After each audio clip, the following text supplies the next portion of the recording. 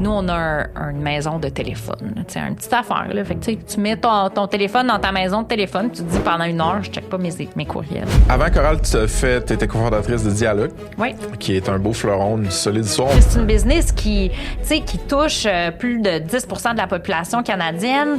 Fait que là, de ce que j'ai compris, offline, de ce que tu me dis, t'as sonné la cloche, mais pas pour vrai, comme virtuellement. Oui, exactement. On était sur un Zoom. Tu sais, l'IPO, là, on dirait que c'est comme un blur.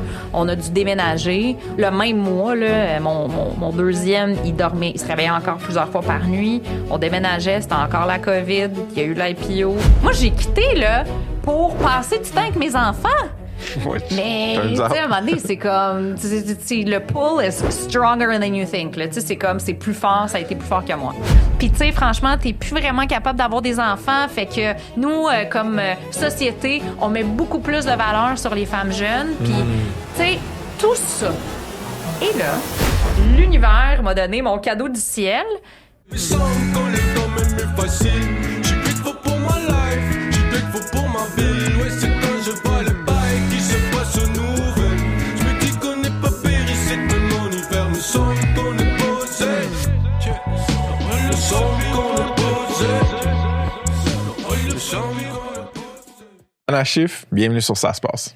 Merci. Comment ça va? Ça va super bien, toi? Ouais, on amène la joie estivale malgré la pluie d'été. Exactement. C'est un honneur de t'avoir. Je suis vraiment content.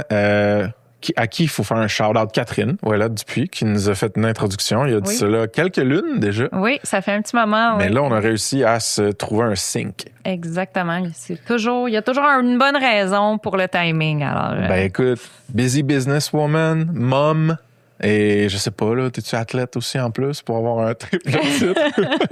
Anyway, on est là. Pour les gens qui te connaissent pas, ton rôle, le titre, la compagnie, tu sais, fais-moi un petit wrap-up. Oui, donc je suis cofondatrice d'une compagnie qui s'appelle Coral.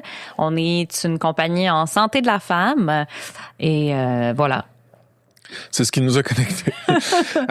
Exactement. Tu t'es dit, j'aimerais ça en savoir plus. Quel sujet intéressant. J'ai dit, c'est mon sujet préféré. Je vais venir t'en parler. Avant Coral, t'étais cofondatrice de Dialogue. Oui. Qui est un beau fleuron, une solide histoire. On va en parler un petit peu aujourd'hui, mais pas juste de ça. On va avoir un beau focus sur Coral aussi, puis un paquet d'autres affaires intéressantes. Avant qu'on commence, situe-moi dans l'espace-temps, croissance, taille de Coral. N'importe quel chiffre que tu peux me lancer sur Coral. Oui, exactement. Donc, ben là, tu vois, on est juin 2026. Ouais. Alors, on a lancé la plateforme il y a un petit peu plus qu'1 an.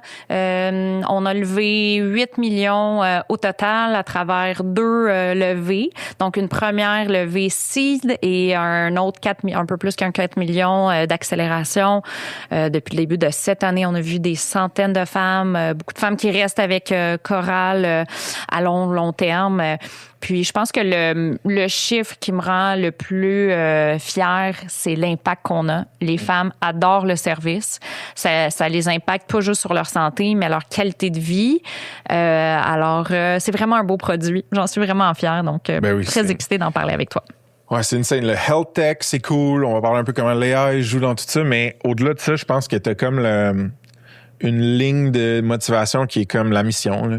Genre, même Dialogue, I guess, tu sais. Ouais. C'est la santé du monde. La santé. C'est comme genre, t'as peut-être une raison de plus que la moyenne des ours de te réveiller, mettons. C'est la moyenne des femmes. Non, mais c'est toujours les enfants qui me réveillent. Là. La seule raison là, qui me fait réveiller, c'est qu'ils ont faim. C'est les kids. Puis, mettons, parce que là, j'essaie de me mettre dans la peau de l'audience, je me dis, faisons un mini wrap-up de genre, c'est quoi Coral?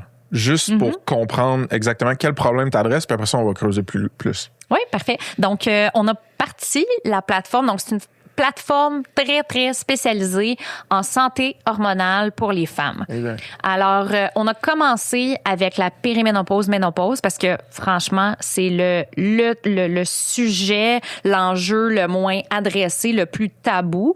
Alors, on a commencé avec ce problème-là qui peut durer, tu sais, il y a des femmes qui ont des symptômes complètement dévastateurs pendant 10 ans.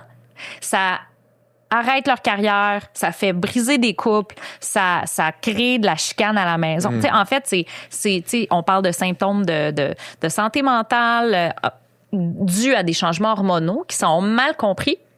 Il y a peu de bonnes recherches, de plus en plus, mais on n'est pas encore là pour vraiment traiter ce problème-là. On a une approche où est-ce que les femmes, elles sont suivies. C'est une approche qui est beaucoup plus large que juste du médical. Et puis, on voit que ça marche. Alors, de s'assurer qu'on cible le bon problème, qu'on l'adresse avec la bonne équipe et ensuite, ben, qu'on suit les femmes.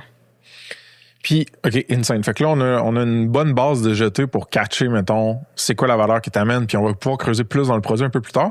Mais je suis quand même curieux de faire un step back puis te demander, la graine entrepreneuriale, la fibre entrepreneuriale, es-tu dans ma recherche, tes parents, entrepreneurs, immigrants, ça vient-tu de là? Parle-moi un peu de ça, s'il te plaît. Oui, ben, je pense que oui. On est arrivé au Canada, j'avais 6 ans. Donc, je suis née en Ouzbékistan. Ouais. Mes parents aussi sont nés là. Et puis, mes grands-parents, la moitié qui était venue de l'Ukraine, l'autre moitié qui était venue de la Russie, donc immigrants eux aussi, d'une certaine façon. Ils ont vécu en Ouzbékistan.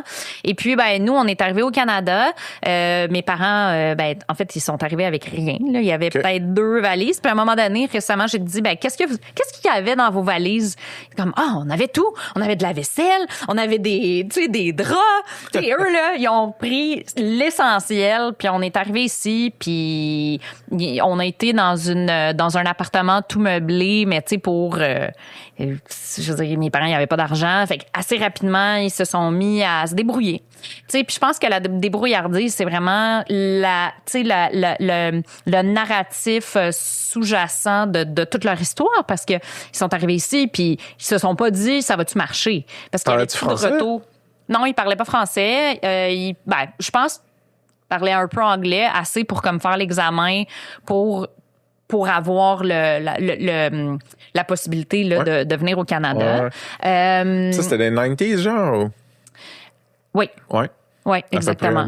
95. Ouais, okay, 1995, on est arrivé. Puis, c'est ça. Puis, tu sais, mes parents, c'est ça, je veux dire, il y avait plus d'argent pour revenir en arrière. Ouais. Puis, de toute façon, il y avait pas vraiment grand-chose vers quoi ils retourneraient. Et puis, à travers les 10-15 prochaines années, ils ont fait venir leurs parents ici. Alors, je suis vraiment chanceuse, là. Je suis même pas née ici, puis mes grands-parents sont ici. Tu as eu une relation ici, mettons, avec tes grands-parents? Oui, exactement. Des 2 bords? Oui, exactement. Y a-tu ça m'intéresse vraiment, là, entre autres parce que c'est beaucoup plus exotique comme origin story que la mienne, mais est-ce que tu as des souvenirs de quand tu étais kid de voir ou comprendre que tes parents étaient entrepreneurs ou qu'ils faisaient de quoi ou qu'ils faisaient le système D des brouillardises? T'as-tu de quoi qui te flash? Non, c'était trop early, genre? Sais-tu quoi? Mes parents, tu sais, ils sont vraiment ambitieux, mais sans, tu sais, ils ont pas... Tu sais, au Canada, l'ambition, c'est d'avoir une vision claire, puis, tu sais, se rendre jusque-là. Puis, je pense que j'ai eu la chance d'en apprendre davantage. Mais, tu sais, moi, mes parents, eux, ils sentaient qu'ils voulaient sortir de l'Ouzbékistan, ils voulaient une meilleure vie. Ils voulaient une meilleure vie pour nous aussi. Mais ce qui est le fun, c'est qu'ils n'ont pas juste fait ça pour nous. Fait que moi, j'ai jamais eu la pression en grandissant d'avoir des parents qui disent, on est venus ici, on a tout lâché, tu sais, nos amis sont tous restés, mais on a fait ça pour vous, fait que vous êtes aussi bien d'être bons à l'école. Ils nous disaient, c'est aussi bien de revenir avec un 100%, mais c'était pas genre, on a fait ça pour vous. Fait qu'il y avait comme pas ce niveau de guilt, je pense, là. Tu peux avoir peut-être dans des certaines familles immigrantes, exactement. Tu sais, puis qui fait que après peut-être tu prends moins de risques. Fait que tu sais, pour moi c'était, c'est très vrai ça. Ouais. Parce que là tu te dis ok faut vraiment que je sois médecin ou avocat parce que ça me donne un revenu garanti, tu sais. Ouais. Alors, bien que faut dire que, tu sais, oui, j'ai eu des très bonnes notes, puis oui, au début de mon parcours professionnel, j'ai quand même pris un parcours un peu plus traditionnel, là. Donc, j'ai travaillé en conseil. Oui, exact. McKinsey. Exactement. T'as fait McGill. Oui. Mais juste vite, si tu peux en parler ou whatever, tes parents, c'était dans quel milieu qui buildaient ou qui faisaient des trucs? Ou... Oui, c'est ça. Fait qu'on est arrivé ici, puis mes parents, ils ont parti un journal de communauté russe. Mon père, en fait, mon père, c'est un ingénieur aérospatial qui est ensuite qui est devenu psychologue. Ma mère, c'est une architecte à la base, mais que quand elle est venue au Canada, elle a étudié pour faire du design. Là. Donc, puis après ça, mon père, quand on est arrivé ici, lui, il a commencé à travailler comme psychologue un peu. Et par la suite, il a commencé à écrire pour un journal en russe, là, un journal local russe. Puis, il y a quand même une communauté quand même grande là, de gens qui parlent russe à Montréal. Et puis, à Montréal, puis les environs. Puis là, il trouvait que leur journal, il était pas bon, puis que lui, il voulait partir le sien. Fait que ma mère, étant donné qu'elle a fait du graphic design, ben là, elle faisait le graphisme. C'est malade. Mon père, il faisait le contenu. Puis après ça, ben il vendait de la pub. Puis fait que moi, ça a été un de mes premiers étés là, tu sais, j'ai commencé à travailler super jeune, j'ai travaillé à bureau en gros, j'ai travaillé comme serveuse. Puis après ça, j'ai un été, ils m'ont dit ben là, on aimerait ça que tu viennes travailler avec nous pour vendre de la pub. J'ai essayé ça pour mourir. Mais tu sais, honnêtement, le cold calling là, je l'ai fait tout l'été, puis j'étais vraiment bonne, puis eux, ils aimaient bien ça. Mais là, tu vendais-tu juste, mettons, vous avez comme votre niche, I guess, là, genre? Fait que tu vendais des business russes ou ukrainiennes? Non, mais j'appelais n'importe qui, là. Moi, j'appelais, mettons, des camps. OK, oui, bonjour, je vous appelle du journal russe, de la communauté russe, c'est le plus grand, il y a tant de monde, puis tu sais, les gens, ils le lisent, puis ils cherchent des camps pour leurs enfants, puis ça vous tente-tu, voici, tu sais, j'en ai, tu sais, le Zoo Granby, les glissades d'eau, la ronde, you name it, là. Fait que, ouais, c'est ça. C'est trop hot, vraiment une sick histoire, man. Puis je trouve aussi ça un beau privilège, une belle chance d'avoir eu des sensibilités d'ingénierie, d'esthétique. Tu sais, tu disais les profils de tes deux parents, de psychologue. Tu sais, c'est comme quand t'es flow, de voir tes parents être bons dans différents trucs, ça peut t'allumer dans différents chemins. Fait que c'est cool que t'aies eu ça, je trouve. Ah, complètement. Ouais. Complètement. Fait que t'as fait McGill. Oui. T'as étudié quoi, McGill? Gestion. J'ai fait finance, gestion internationale. Là, après ça, t'as fait un bout dans le dark side of the force, fait que les consultants, genre McKinsey. Exactement, j'ai adoré ça, mais oui, j'ai fait ça, oui. Par contre, après ça, switch things up, t'as cofondé Dialogue. Oui, en 2016. Vous étiez trois fondateurs. Oui. Trois fondateurs. C'est qui les fondateurs, puis vous êtes rencontrés comment? Juste vite. Ouais. Donc, en fait, entre McKinsey et Dialogue, j'ai fait une autre business qui a pas duré très longtemps, là, que j'ai décidé de fermer, mais c'était dans le domaine alimentaire. OK. Alors, quand je l'ai commencé, mon cofondateur chez Dialogue, Shérif, il avait mis un petit chèque. Puis, quand j'ai décidé de la fermer, je suis allée le revoir. Puis, j'ai dit, garde, tiens ton chèque. Shérif nous a été présenté par mon conjoint, François Lafortune, qui, à l'époque, était aussi chez McKinsey. Puis c'est vraiment drôle, parenthèse, moi et François, on a toujours dit qu'on travaillerait jamais ensemble. Puis, à travers toute notre carrière, on n'a jamais travaillé ensemble, mais on a toujours été vraiment très, tu sais, bref. Fait que là, lui, il m'a présenté Shérif. C'est comme ça que Shérif, il m'a connu. Il avait mis son chèque. Je lui ai redonné son chèque. Puis là, je lui parlais à un moment donné de ce que mon chum... ce que François voulait faire, qui était de partir diagramme. Puis là, à un moment donné, il m'a dit « Hey, ça m'intéresse. » Fait que là, j'ai reconnecté Shérif avec François. On est allé prendre un verre. Puis eux, ils ont commencé à travailler sur l'idée de Dialogue. Puis moi, avant ça, pendant ce temps-là, quand j'ai décidé de fermer ma première business qui était dans le domaine alimentaire, puis que je me suis dit « C'est pas ça. » Tu sais, c'était toujours dans le tu sais, ma passion, mon obsession dans la vie, c'est la santé puis le wellness, là. Clairement. Puis, mais j'étais comme, OK, non, je l'attaque pas de la bonne façon. Tu sais, c'était pas, j'avais le gut feeling que c'est pas ça que je voulais faire. Puis, ça allait super bien, mais c'est ça. Puis, tu sais, c'est drôle comment les choses arrivent, là. Puis, c'est le destin. C'est comment les choses, tu sais, en rétrospective, tu te dis, ah, ouais, OK, ça fait une chance, je l'ai fermé. Mais, tu sais, à l'époque, j'étais comme, my God, what a failure. Je peux pas, ma curiosité l'emporte, je peux pas double-cliquer un mini peu. C'était quoi la business donc, j'ai fait, alimentaire? Ma vision était d'avoir des emplacements complètement automatisés, robotisés, qui faisaient des plats santé. OK? Parce que je regardais. 2010? 2012. 2012, OK, c'est bon.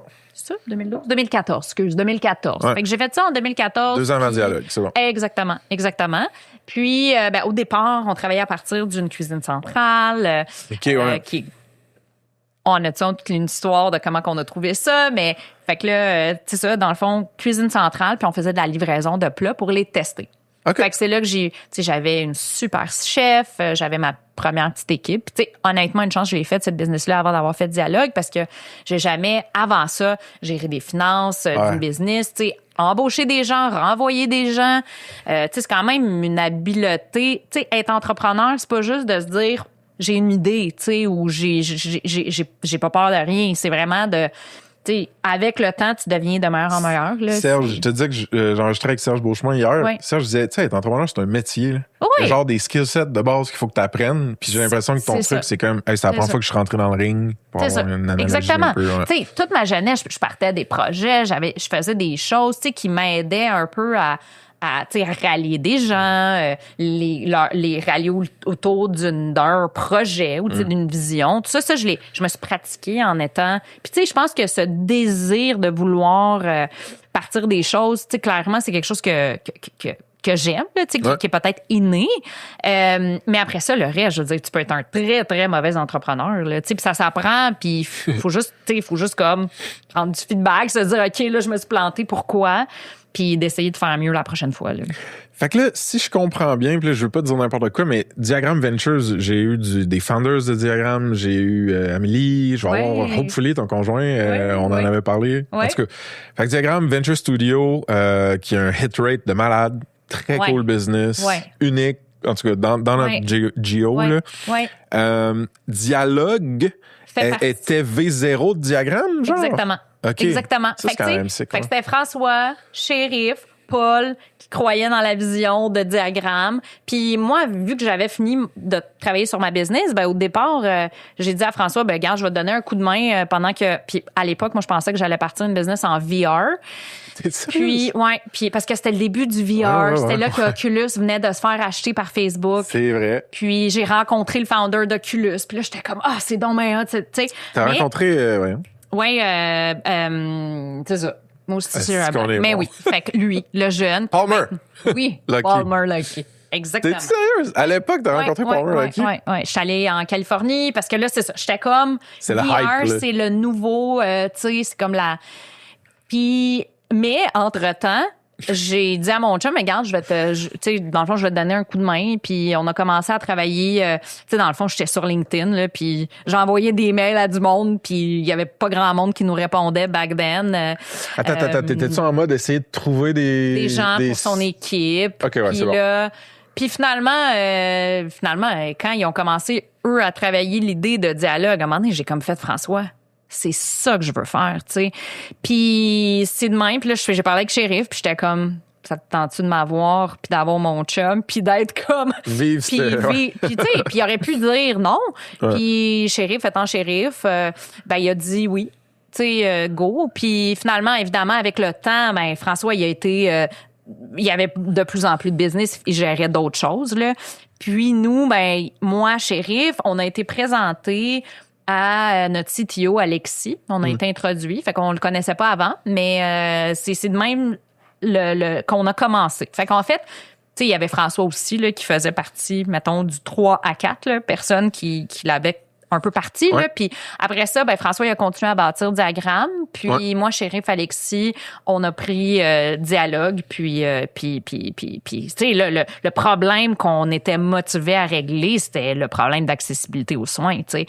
Puis en 2016, ça avait pas d'allure que, tu sais, que l'accessibilité soit difficile. Tu sais, j'ai souvent parlé de ma grand-mère qui a été comme un peu... Je pense dans toute entreprise ou comme entrepreneur, tu as toujours besoin de te rattacher à un quoi, là, le why, tu sais. Puis pour moi, avant de partir Dialogue, j'ai pris soin de ma grand-mère en soins palliatifs. Puis, puis tu sais, chaque fois qu'il y avait quelque chose, il fallait que j'appelle l'hôpital qui me disait « Faut que tu l'amènes à l'urgence pour se faire voir par l'oncologue. » Puis là, j'étais comme « Mais non. » T'sais. Fait que pour moi, le why, c'était comme... Moi, je veux pas que des gens comme ça vivent ça, tu sais. Alors voilà, donc c'est un peu de même qu'on... Long story short, là, on a fait beaucoup de... Non, mais c'est parfait. Mais c'est comme ça que Dialogue, c'est ça qu'on a parti. Puis Fait que clairement, Alexis, CTO, Engineering, Product, whatever, le split entre Shérif puis toi, c'était roughly quoi en termes de responsabilité dans le dialogue? Mettons, Shérif, il était CEO CEO, typique, là, ouais. dans le sens que, fundraising. Close hire. Ouais, exactement. Fait que là, moi, au départ, je gérais. Au tout début, j'ai fait un peu les ventes, puis après ça, j'ai géré les opérations. Alors, l'équipe médicale, Ok, c'est bon. l'équipe des opérations médicales, le customer success, parce qu'on était une business B2B. Alors, je gérais tout une fois que ça a été vendu, là, en fait, la livraison de services, si tu veux. Puis après à peu près 3 ans, j'ai pris le produit. Alors, je me suis vraiment... La plateforme. Ouais, exactement. Qu'est-ce que t'as aimé le plus? C'est une rough question, mais genre... Ouais, c'est une très bonne question. Tu sais, je pense que, en fait, j'ai adoré bâtir un produit qui était utilisé à tous les jours par des centaines, des milliers de gens, puis que leur expérience n'était pas ce que moi j'ai eu comme expérience. Tu sais, fait que moi ça c'était comme quelque chose que. Juste vite, je t'interromps. Ouais. Moi j'étais en tech au début, là, puis tu sais, j'en entendais parler parce que le monde en tech était peut-être plus des early adopters des produits de télémédecine. Ouais. C'est une bonne catégorie télémédecine? Oui, télémédecine, c'est bon. exactement. Comme dialogue, puis tu sais, j'en entendais parler dans les business qui avaient peut-être des moyens d'offrir ça. Nous, on était une mini start-up, puis tu sais, le monde trouvait ça sick, là. Genre, c'était une belle innovation. C'était genre... Maintenant, les gens vont utiliser Dialogue, puis ça va être comme, hey, wow, tu sais, j'ai eu des super soins. Tu sais, nous, rapidement, puis c'était ça la vision, c'est de dire accéder à d'excellents soins rapidement. Ouais. Tu sais, puis le modèle d'affaires a été quand même novateur. Tu sais, on a décidé de passer par les entreprises pour étant des payeurs. Puis les entreprises, avec le temps, ils ont vu la valeur d'offrir ça. Tu sais, donc, il peut y avoir du monde qui part en burn-out ou qui exactement. C'est ça. ont des crises de panique. Ouais, je sais pas quoi. Exact. Non, c'est trop sick pour comme business. Puis on pourra pas. Je veux dire, l'histoire est énorme. Puis j'ai l'impression que je la piecemeal à travers différentes personnes juste sur le pod, mais on la comptera pas au complet. On va faire, parce que je veux parler de Coral. Oui. On va faire un fast forward à l'IPO en fait. Oui. IPO mars 2021, en plein COVID. Oui. Which is nuts. Oui. 10x sur souscrit. Ça veut dire qu'il y avait plein de monde qui était down d'acheter les shares de Dialogue qui s'en allaient ouvrir sur la bourse. Vous aviez levé roughly à cette époque-là 100 millions, ça sonne-tu? Ouais. Puis la valo à l'époque était de 800 millions. C'était 2021 aussi, là, on va se le dire. Moi, j'ai vendu ma compagnie en 2021 puis j'ai eu une valorisation que je méritais pas. Vous autres, je dis pas que vous la méritiez pas, je dis juste que de façon générale, les valos étaient hautes. Écoute, c'est sûr que le marché vient évidemment impacter la perception 1000%. des gens sur différents types d'actifs. Là. All right, folks. Petit shout-out maison. Le 10 septembre, chez WorkLeap à Montréal, on débarque pour la SaaSpass Conf édition 2. 250 builders puis founders en tech au Québec qui bâtissent en eau trouble ensemble. On va avoir du fun. Il y a des keynotes de feu, un podcast live, une compétition de pitch, le pitch party, puis un after party avec un bar open. Tout est inclus dans ton billet. Les early birds sont déjà toutes parties. Il reste des billets, mais ça part vite. Tu peux aller chercher le tien sur conf.saspass.com. Puis profite-en pour checker la brand qu'on a faite un peu custom puis le fun. On a fait des posters custom pour chaque sponsor. All right, j'ai hâte de tous vous voir là-bas. Cheers, back au pod.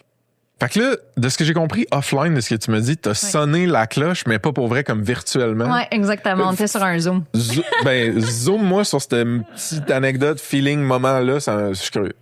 Tu sais, c'est sûr que c'est spécial parce que, tu sais, un IPO, oui, tu lèves de l'argent. Mais en même temps, tu sais, c'est un méchant C'était 5 ans, beau... toi, IPO. Oui, 5 ans. Long, Zero to IPO. Exactement. On a travaillé fort. Oui. Puis, tu sais, c'est quand même un beau vote de... En fait, c'est comme... Ça démontre que la business que tu as bâtie, elle a de la valeur. C'est quelque chose qui est que les gens veulent avoir, sont prêts à payer pour. Donc, c'était vraiment cool. Tu te sentais-tu, genre, parce que tu sais, tout le monde dit sentiment d'imposteur ou genre j'en veux toujours plus, je suis jamais satisfait. T'as-tu au moins une dose de genre fuck, we made it, genre, tu sais, de genre de fierté ou de satisfaction? C'est sûr, je suis fière. Je veux dire, c'est une business qui touche plus de 10% de la population canadienne, puis les gens l'utilisent à tous les jours, puis c'est sûr. Après, tu sais, une fois qu'on a été public, ben là, c'est comme, OK, tu sais, le lendemain, tu te réveilles, puis t'as des attentes additionnelles, puis il y a des choses, tu sais, il y a des, tu sais, le marché, il veut voir des métriques spécifiques, fait qu'il faut le lui montrer. Donc, tu sais, c'est sûr que après ça, ben, tu commences à travailler encore plus fort. Donc, ouais. Mais c'est sûr. C'est weird, hein? J'ai l'impression qu'il y a tellement de beaux milestones mettons, tu te fais acheter. Ouais. Surtout quand c'est genre, t'exites pas, là, puis t'as un an, whatever. T'es comme, tu célèbres pendant je sais pas combien de temps, puis là, t'as un liquidity event, whatever. C'est vraiment hot. Puis tout de suite après, c'est genre, il faut intégrer la compagnie, genre, faut faire des nouvelles ventes. Puis quand tu vas public, c'est la même affaire. Fait que les genres de beaux milestones de succès qu'on voit, genre, wow! Le lendemain, souvent, c'est genre heads down, man. Mais oui, continue. mais c'est parce que, tu sais, je pense peut-être que c'est comme dans l'imaginaire des gens, c'est comme, OK, t'as un événement de liquidité, puis tu pars le lendemain voyager, puis tu restes là forever, tu sais, mais la réalité, c'est que puis comme entrepreneur, la réalité là, c'est que ce qui est motivant, c'est ce que tu bâtis, c'est les gens avec qui tu travailles, c'est les gens pour qui tu le fais. Puis c'est ça qui donne la raison d'être. C'est pas vraiment d'être sur sur la plage. Puis oui, c'est le fun d'aller sur la plage une fois de temps en temps. On en a tout besoin, surtout comme entrepreneur. Mais tu sais, ce qui nous keep going, tu sais, c'est pour ça que j'ai moi j'ai quitté, on en parlera là, j'ai quitté Dialogue en me disant, je vais enfin être mère à la maison. J'ai 3 jeunes enfants, tu sais. Ah, c'était ça ta narrative dans ta tête à ce moment-là? Ben oui. Moi, j'ai quitté, là, pour passer du temps avec mes enfants. Ouais, mais, tu sais, à un moment donné, c'est comme, le pull is stronger than you think, là. Tu sais, c'est comme, c'est plus fort, ça a été plus fort que moi. Ben, en tout cas, je vais juste te le dire parce que je trouve qu'on se lance des fois pas assez de fleurs de face à face, là, mais genre, félicitations d'avoir contribué, cofondé, monté ça, c'est malade, man. Merci. Puis il en faut 10 fois plus de business dans un. Tellement d'accord, tellement d'accord. Trop cool. Fait que pour en revenir à ton départ, janvier 2022. Oui, mars 2022, oui. OK, mars 2022. Fait que, roughly un an après le IPO. Oui, exact. T'annonces ton départ de Dialogue. Oui. Là, est-ce que je déduis que la motivation, c'était ça? C'était genre, check, j'ai fait un super beau circuit, là. Laisse-moi, genre, être mom à la maison pendant un bout. C'était-tu j'étais enceinte du 3e. Okay. J'avais 2 très jeunes à la maison. J'avais évidemment pas pris des vrais congés de maternité. Pas parce que je pouvais pas, là. Je suis sûre que, tu sais, je veux dire... il t'aurait laissé un break. Ben oui, tu sais, mais j'étais comme... J'aimais tellement ce qu'on faisait. Puis... T'en avais déjà 2? Ouais, j'en avais déjà... Ouais, j'en avais 2. Oui, parce que mon plus jeune, à l'IPO, il avait 4 mois. Il dormait pas la nuit. C'était rough, là. 7 mois. Ouais, c'était comme un rough patch, là. Parce que, tu sais, l'IPO, là, on dirait que c'est comme un blur. On a dû déménager. On a, tu sais, le même mois, là, mon deuxième, il se réveillait encore plusieurs fois par nuit. On déménageait. C'était encore la COVID. Il y a eu l'IPO. Fait que, c'est ça. C'est vrai, avec la COVID en background. Non, la COVID en background, ça a été, ça a quand même, tu sais, c'était comme un affaire additionnelle à gérer, là. Ouais. T'as pas essayé de tomber malade. Fait que, mais non, j'ai quand même réussi à l'attraper au moment de mon départ, là. Mais non, c'est ça. Fait que c'est ça. Puis tu sais, moi, j'étais comme, mon équipe allait bien, tout allait bien. Puis je trouvais que c'était comme le bon moment de passer un peu de temps avec mes enfants. Puis. Mais étrangement, cosmiquement, un peu ça comme tu veux, mais genre à peu près au même moment, invasion de l'Ukraine par la Russie. Oui. Clairement, t'as des racines fortes qui viennent de cette région du monde-là, des 2 bords même. Oui. Comment t'as vécu ça, toi? As-tu changé un peu ton plan de tranquillement à ma maison? Genre, de ça. Ouais. Donc, juste avant que je quitte, la guerre a commencé. Puis, tu sais, à l'époque, on a mis des choses en place rapidement chez Dialogue. Puis, quand j'ai quitté, tout a commencé par le fait que mon conjoint puis moi, on a dit, on veut faire un don, tu sais, un peu plus important pour cette cause-là. Pour aider, OK, ouais. Pour aider. Puis là, on a dit, bon, là, j'ai un petit peu de temps, fait que je vais faire de la recherche pour comprendre, on l'envoie-tu l'argent en Ukraine? Est-ce que c'est pour acheter des drones? Est-ce que c'est la Croix-Rouge? Mais là, la Croix-Rouge, tout le monde faisait des dons de la Croix-Rouge. Là, j'ai appris que c'était peut-être là qu'il y avait le plus grand besoin. Puis finalement, ce qui est arrivé, c'est que j'ai été connectée avec une fille. En fait, j'ai reach out à une fille qui avait parti un groupe Facebook qui connectait les Ukrainiens avec des hôtes canadiens. Le Canada, à l'époque, a fait un move que moi, je trouve extraordinaire, qui était de mettre en place très rapidement un visa qui laissait ouvert, qui permettait de 3 ans, qui permettait aux Ukrainiens d'arriver au Canada et de commencer à travailler immédiatement. OK. Alors là, mais le problème, puis ayant moi-même financé de la famille pour venir au Canada, tu sais, si t'es une mère avec ta mère, donc parce que les hommes, ils n'avaient pas le droit de partir, donc tu sais, la mère, la grand-mère, puis les 3 enfants, donc 5 personnes qui fuient l'Ukraine, qui veulent venir au Canada. peux pas payer 8 000 $, c'est bien trop cher. Tu sais, t'as même pas ça d'argent avec toi. Attends, Fait que ce là- cash-là, c'était comme pour un permis ou je comprends pas? Ah, ou juste la billet d'avion, Non, juste genre? pour le billet d'avion. Ouais. Pour le billet d'avion. My bad. Ouais. Fait que là, moi, en parlant, puis l'autre enjeu qu'observait cette personne-là, Karina, c'est que là, ce groupe-là, il a commencé à grossir. Fait que on est devenu le plus gros groupe. Je dis on parce qu'on s'est associés pour créer forukraine.ca, puis c'était complètement intégré avec ce groupe Facebook-là. Mais c'était devenu le plus gros groupe d'autres Canadiens partout au Canada et les Ukrainiens qui cherchaient quelqu'un pour les accueillir pour venir au Canada. Puis ce qu'elle me disait, tu sais, c'est sûr que la grande majorité de ces gens-là, c'est des bonnes personnes, mais on sait pas, là, d'un coup, qu'il y a des prédateurs là-dedans. Fait que là, je dis, OK, parfait. Fait que là, on est comme arrivé avec le modèle on paye ton billet d'avion, mais en retour, il faut que la famille d'accueil, toutes les personnes majeures, fassent une vérification d'antécédents criminels. Puis là, j'ai fait affaire avec Mins Global, qui nous a fait un don Pour faire ces vérifs. pour faire ces vérifs-là. Wow. Puis là, au départ, on les payait nous-mêmes, là, à partir du don que moi j'ai fait, le don que j'ai été les dons que j'ai été chercher. Puis là, Air Canada avait fait un truc avec Miles for Migrants, bref. Fait que là, je dis, hey, c'est le bon moment pour approcher Air Transat. Fait que j'ai approché Air Transat, puis... C'est ton aspect business qui a vu le... Ça, c'est ma vente de publicité là, dans le journal à mes parents, là. C'est hot. 20 ans plus tôt. Mais c'est ça, c'est de même. Puis après ça, tu sais, on a signé Porter. Fait que finalement, on a fait venir plus de 2000 personnes. Puis on avait toute une structure d'opération pour vetter, pour s'assurer que les gens qui venaient, qui voulaient réellement être là, que c'était des go-getters, qui savent qu'il fait très froid au Canada. Tu sais, des affaires de base, qu'on parle français au Québec, anglais ailleurs. Donc, c'est ça. Plus de 2000 personnes. Tout au Québec? Les 2000 ou c'était Canada? Non, Canada, Okay, partout, bon, partout ça, au Canada. Oui. Qu'est-ce que tu as trouvé le plus dur dans ce chapitre-là de forukraine.ca? Oh, c'était tellement stressant parce que, tu sais, nous, là, on faisait voler des gens. Fait que, tu sais, puis eux, là, ils pouvaient partir de n'importe où dans le monde parce que là, eux, on fuit. Ouais. Fait que là, tu sais, des fois, là, tu sais, à un moment donné, une des personnes de l'équipe des opérations m'appelle, je suis dans une soirée, elle m'appelle, il est 9h30 ou 10h30 le soir, puis elle est comme, ah non, on a un problème, j'ai besoin de savoir qu'est-ce qu'on fait.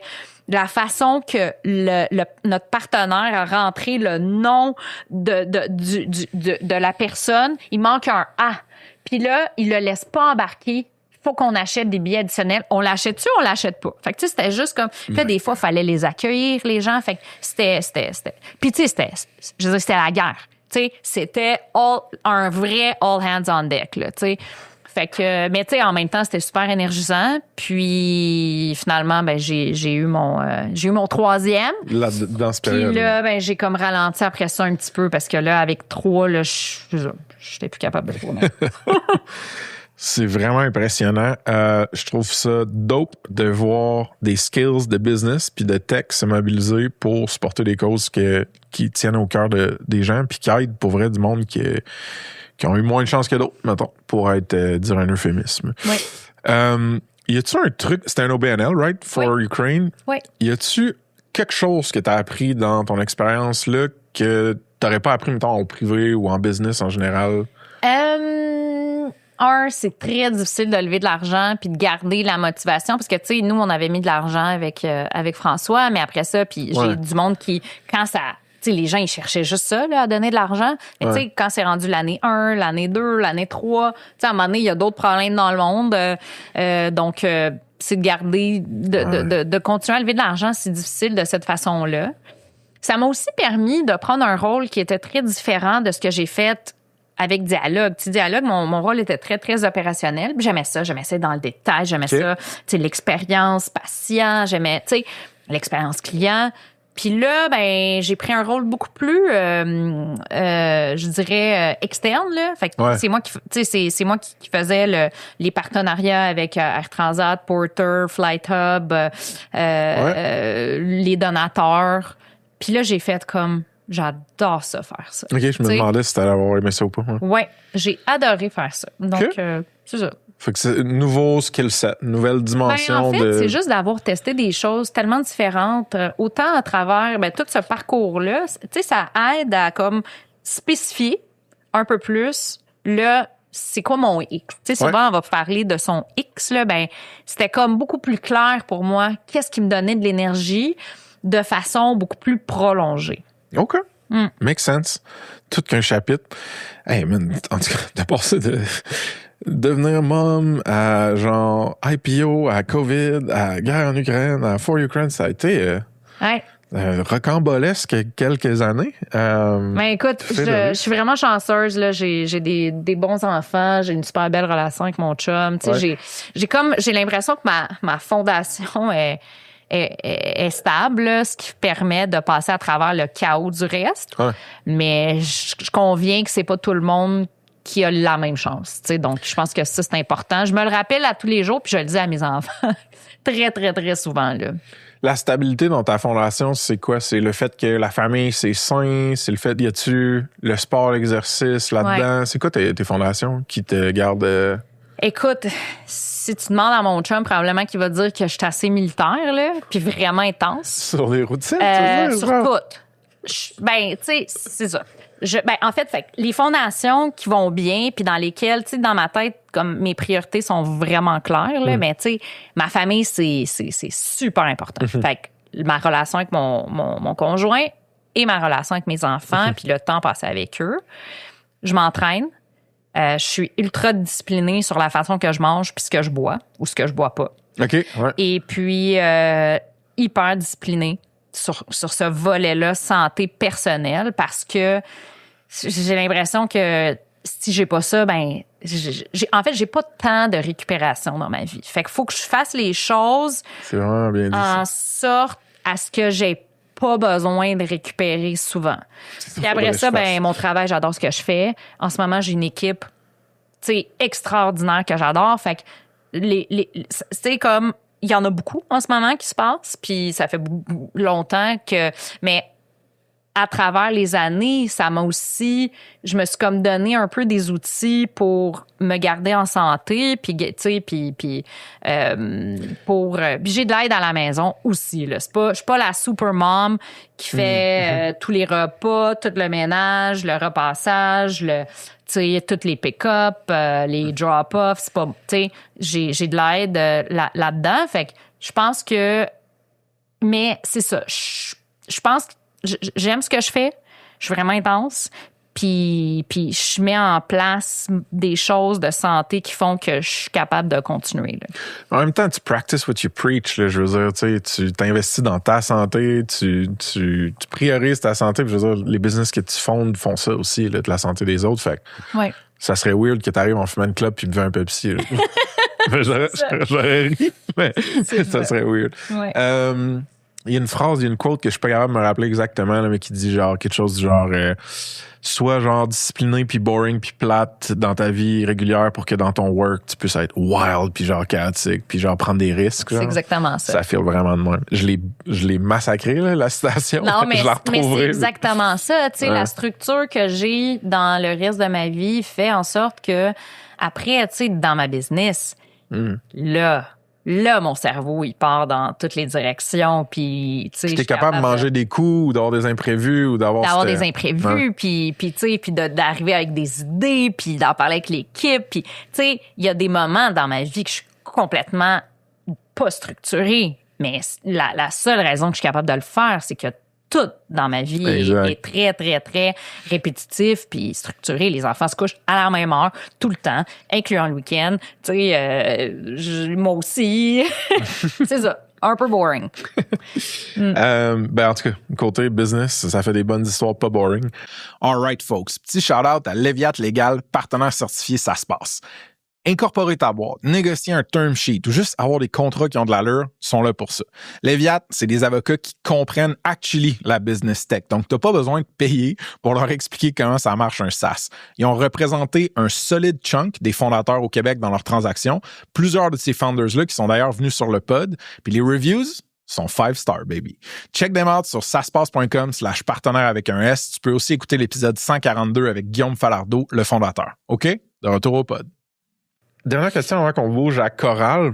2023, Sun Life acquiert Dialogue pour Ouais. 277 millions. Ouais, un peu plus que ça, là, oui. Un peu plus que ça. All right. C'est sûr que c'était loin de la Valo IPO de 2021, mais on a Ouais. expliqué le contexte. Toi, t'étais déjà ailleurs. Oui. Ça a été quoi ta réaction de l'extérieur? Ben écoute, moi je trouve que c'est très positif. Je trouve que c'est complexe d'être une compagnie publique, puis de toujours réfléchir à c'est quoi l'histoire que tu as besoin de livrer d'un point de vue. Tu sais, le marché public, c'est un marché très court terme, puis Ouais, une sensible. acquisition de ce type-là permet de faire, c'est d'avoir une stratégie à plus long terme, de se donner des ambitions différentes sur un timeline qui fait du sens, tu sais. Donc, non, moi, j'ai trouvé que overall, c'était très, très Ouais. positif. Sun Life, c'est une super belle entreprise. C'est une entreprise qui veut faire changer les choses puis qui veut rester à l'avant-garde. Alors, c'est ça. Moi, je pense que... Tu sais, c'est sûr là, que comme entrepreneur, je pense des fois, t'es comme, OK, tu sais, je vais avoir la plus grosse business publique au monde, là. Mais en même temps, tu sais, dans le day-to-day pratico-pratique, là, si tu veux que ta business elle soit pérenne aussi Ouais. dans le temps, mais je pense que le timing, encore, puis tout dans la vie, c'est une question de timing, là. Mais je pense que ça faisait bien du sens. Puis, en tout cas, honnêtement, puis, tu sais, Dialogue continue à avoir énormément d'impact. Et puis, ben, c'est ça que tu veux, tu sais, dans le fond. là. 100%. Le origin story de Coral, Ouais. c'est que toi, à travers tes expériences, ta vie de maternité, Hey. tu as commencé à vivre des symptômes de périménopause, si je ne m'abuse, que tu as décrit carrément comme complètement débilitant, qui est un mot fort. Clairement, je pourrais jamais relate, là. Ouais.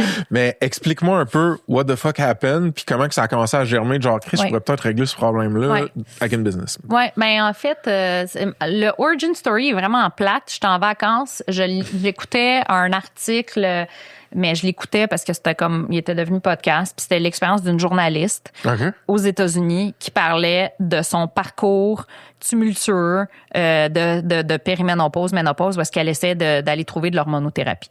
OK. Et donc, puis je me souviens, j'étais exactement où. Puis après, je me suis assise pour mon lunch. Je me souviens ce que j'ai mangé parce que j'étais comme, c'est ça le problème. J'étais tellement outrée. Puis j'avais pas encore de symptômes. Fait que là, j'étais comme, OK, je veux commencer. Puis là, j'ai commencé à faire de la recherche sur, OK, c'est quoi la périménopause, ménopause. Moi, je pensais, là, j'avais fini d'avoir des enfants. Là, j'étais comme, parfait. Là, j'ai mes plus belles 20 années de ma vie qui s'en viennent. Ouais. Qu'est-ce que je vais faire, tu sais? Parce que là, j'étais comme, OK, tu sais, je veux être mère à la maison, mais tu sais, rapidement, j'étais comme, OK, c'est pas vraiment ce que je veux faire parce que c'est pas vrai que j'aime ça m'asseoir puis jouer avec mes enfants. Je les adore, j'adore leur lire Harry Potter, tu sais, mais je voulais pas être à la maison tout le temps. Ouais. Et quand j'ai comme eu c'était tellement clair dans ma tête que c'était un problème aberrant. Puis plus je faisais de la recherche, plus je me disais, mais ça n'a aucun bon sens. L'impact négatif et peu reconnu ou peu géré que périménopause, ménopause avait sur la carrière et la santé des femmes. Mettons. Que c'était pas connu, que les Ok. femmes s'en attendaient pas, qu'il y a pas de soins disponibles, que les femmes sont laissées à elles-mêmes, qui se font traiter de ben c'est normal, que t'es moins intéressante parce que là t'es rendue vieille, puis tu sais franchement t'es plus vraiment capable d'avoir des enfants, fait que nous comme société on met beaucoup plus de valeur sur les femmes jeunes, puis tu sais tout ça. Et là l'univers m'a donné mon cadeau du ciel, qui était une thyroïdite virale. Donc, c'est un problème hormonal. OK. C'est pas très commun, mais on pense que c'était un virus de COVID asymptomatique OK. qui a attaqué ma glande thyroïde. Ouais. Et là, je suis partie dans un bouleversement total hormonal. Donc, j'ai été en hyperthyroïdie. Pour celles qui savent c'est quoi l'hyperthyroïdie, tu sais, j'avais des palpitations, j'ai eu des médicaments qui m'ont été prescrits pour des personnes cardiaques, là. OK. Tellement que mon rythme était irrégulier. J'ai perdu 10 livres, puis tu sais, je suis pas très grosse, là, mais j'ai perdu 10 livres en un mois. Puis là, après ça, ben, une fois que ma thyroïde, elle a tout produit les hormones qu'elle pouvait, ça, c'était l'hyperthyroïdie. OK, ouais. Là, j'étais rendue dans l'hypothyroïdie. Là, j'ai repris du poids, là. Mais tu sais, T'étais là, plus au moins, j'avais slow, pas mal. mettons, à ce J'étais moment-là? plus slow, c'est OK. ça. Puis pendant la thyroïdite virale, acute painful thyroiditis, J'avais une grosse douleur. Parce qu'il y a de l'inflammation dans ta glande, c'est ça, genre? Je pense que c'est ça. Je sais Ok. pas c'est quoi qui fait que ça faisait mal, Mais ça là, faisait mal. mais ça faisait extrêmement mal. Ok. Tu sais, je veux dire, tout le temps. Puis là, j'essayais de travailler sur Coral, mais là, j'avais ça. Puis là, finalement, ben, la douleur est partie. Puis là, mon... OK, parce que t'as peu l'outrage initial de l'histoire de la journaliste a été prêt. avant. Ça a été assez fort pour que tu complètement- fasses start. Je vais faire chorale. Ouais. Puis là, en plus, la. Puis quand j'ai thyroïde- commencé à comme réellement travailler là-dessus, puis à me dire, OK, le business model, ça va avoir l'air de quoi, tu sais, puis que j'étais vraiment comme dans l'espèce de... Là, j'ai eu ça. OK, c'est bon. Puis là, l'endocrinologue qui me suivait, elle m'a dit, ben non, tu sais, faut pas que tu prennes des médicaments pour ton hypothyroïdie. Ça, c'était quand j'avais plus d'hormones qui me restaient. Fait que là, j'étais comme... OK. Puis là, c'était en janvier ou février 2024. J'ai commencé à faire de l'insomnie. J'ai commencé à faire de l'anxiété. J'ai eu ma première bouffée de chaleur. Historiquement, t'étais-tu prompte à ces trucs-là ou pas tant? Non, pas du tout. Ok, c'est Jamais bon. eu d'insomnie. C'est comme, J'ai été très stressée dans ma vie. J'ai jamais fait d'anxiété. Ok. J'ai jamais fait de dépression. Je me rendais à peine à 7 heures le soir. Puis, tu sais, je me traînais, là, mon chum puis moi, on a des date nights toutes les semaines, là. Puis on toi? marche. Puis, tu sais, quand je rentrais, là, fallait que je m'arrête pour respirer. Tu sais? Puis là, à un moment donné, mon chum, il m'a dit une nuit où est-ce que je dormais pas encore, puis que lui était comme... Puis je l'ai probablement réveillé parce que je tournais ou je sais pas quoi. Puis là, il était comme, regarde, là, je suis inquiet, puis je suis plus capable de vivre avec toi, puis les enfants non plus. Fait que arrête de t'ostiner à prendre la médication, là, puis fais-le. OK. Mais non, mais c'est parce que là, l'endocrinologue, elle m'a dit que I've recovered, je suis correct, puis ça doit être le stress. Puis j'arrêtais pas de me dire, j'ai plus l'énergie d'être entrepreneur. Je disais, je pense pas que je vais le partir choral. Je pense que c'est ça, être mère de 3 enfants. Une genre de résignation, peut-être? Ben, une genre de c'est de ma faute. Ouh. Puis finalement, quand il m'a dit qu'il était plus capable de vivre avec moi, ben, à un moment donday, j'ai appelé mon ami médecin, puis j'ai dit, gars, je suis prête, là, je suis prête à l'essayer, là, la synthroïde. Là, c'est-tu du hormone replacement therapy ou c'est pas pareil? C'est juste un autre type d'hormone. Parce que quand OK. on parle du hormone replacement therapy, c'est les hormones sexuelles, puis là, c'est OK, l'hormone de ouais. la thyroïde. OK. Donc, c'est les symptômes qui peuvent être vécus peuvent être très similaires. Puis d'ailleurs, ça fait partie, en grande partie, de ma motivation de comment on livre les soins chez Coral. Ouais. Parce que, tu sais, la réalité, c'est qu'une femme qui est en périménopause, elle a 47 ans, elle a tous les symptômes de périménopause. C'est pas vrai que c'est juste ses hormones sexuelles puis qu'elle a besoin juste du hormone replacement therapy. C'est peut-être sa thyroïde, parce que c'est vrai que les femmes, on est beaucoup plus prônes que les hommes à avoir une thyroïde glande sous-diagnostiquée. Ça peut être sa glycémie, ça peut être le fait que, tu sais, qu'on soit anémique. Il y a plein de facteurs qui peuvent faire en sorte qu'on a les symptômes qu'on a. Fait que toi, ton Donc- approche avec Coral est plus comme holistique. de Très genre, holistique. Tout catcher ce qui peut se passer à cette période-là Tout. pour la femme. mettons. Puis, tu sais, quand j'ai commencé à prendre mes médications, puis je me suis dit, OK, c'est pas de ma faute. Hey, j'ai recommencé à dormir. J'ai arrêté d'avoir mon anxiété.